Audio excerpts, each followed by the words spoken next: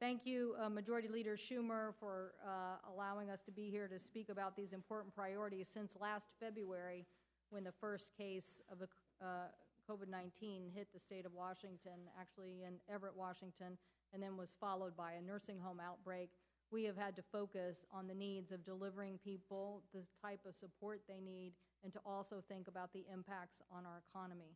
That really hasn't stopped since last February, and this week is no different. We've had to focus last week on getting this budget resolution passed, and obviously in an all-night session, only to get about 4 hours of sleep and start negotiating with our House colleagues. It's imperative that we continue to focus on the resources to help our economy during this pandemic. We cannot just ignore the issues that average Americans are facing as they struggle to keep their kids educated and to keep their livelihood. That is why the next focus of attention will be on getting more money in the E-rate program, because we have 12 million kids who still can't get access to broadband to have the education advantages that they deserve.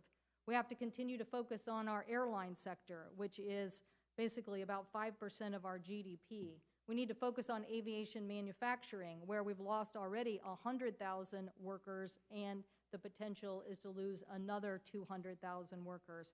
We can't afford that.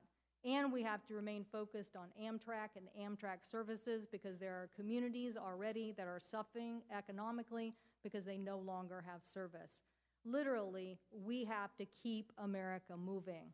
So the Commerce Committee is going to continue to negotiate on these issues with all of our colleagues to move our economy forward. We're going to continue to invest time and energy in the next package. As my colleague from EPW mentioned, there is so much to do on the next proposal as it relates to infrastructure and investments.